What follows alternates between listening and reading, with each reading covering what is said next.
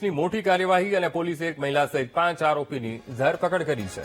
Bank કર્મચારી અને sim dealer સહિત 5 આરોપી સકંજામાં આવી ગયા છે. 5 કરોડ 75 લાખના જમીન કૌભાંડમાં સુરત ઇકોસેલે કાર્યવાહી કરી. જમીનના માલિકો વિદેશમાં હોવાનો લાભ લઈ દલાલે આખો એક ખેલ પાડ્યો. દલાલે બોગસ બેંક એકાઉન્ટ ખોલાવીને 2 કરોડ 80 લાખ રૂપિયા ઉપાડી લીધા. કૌભાંડમાં બેંક કર્મચારીઓની સંડોવણી પણ સામે આવી. અંકલેશ્વરની યસ બેંકમાં 3 અને સુરતની આઈડીબીઆઈ બેંકના એક કર્મચારીએ ખોટા દસ્તાવેજથી મ્યુચ્યુઅલ એકાઉન્ટ ખોલ્યા. વોડાફોન ડિસ્ટ્રીબ્યુટર સંજય ધંધુકિયાએ રવિ કોલડિયા સાથે મળી બોગસ સિમ કાર્ડ ઇસ્યુ કર્યા. આરોપીઓએ ફરિયાદી પાસેથી 4 કરોડ 81 લાખ બેંકથી અને 94 લાખ રોકડા લઈ કુલ 5 કરોડ 75 લાખની છેતરપિંડી કરી.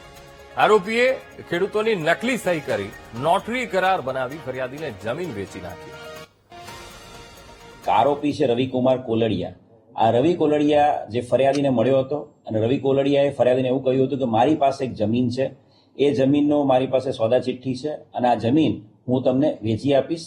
જમીનના જે ઓરિજિનલ માલિક છે, આ માલિકો અત્યારે કેનેડામાં છે, પણ એ સોદા ચિઠ્ઠી મારી પાસે છે અને જો તમે જમીન ખરીદવા માંગતા હોય તો હું માલિકો સાથે તમારો કોન્ટેક્ટ કરાવી આપીશ. અને આ રીતે ફરિયાદીને વિશ્વાસમાં લઈને આરોપીએ સૌથી પહેલા તો ફરિયાદીને પ્રોપર વિશ્વાસ આવે એના માટે ફરિયાદી જે જમીનના માલિકના અકાઉન્ટમાં પૈસા નાખે એ આશયથી અને એને એવું બતાવવા માટે કે અકાઉન્ટ છે જમીન માલિકોના જ છે, એ 3 જમીન માલિકોના યસ બેંક અંકલેશ્વર શાખામાં અકાઉન્ટ ખોલી નાખ્યા હતા. અને એ અકાઉન્ટ ખોલવામાં જે યસ બેંકના એના કર્મચારીઓ છે એમણે મદદ કરી હતી. અને ત્યારબાદ એ અકાઉન્ટોમાં એણે જે ફરિયાદી છે એની પાસેથી બેંક અકાઉન્ટમાં એણે પૈસા લીધા હતા, પૈસા જમા કરાવડાયા હતા.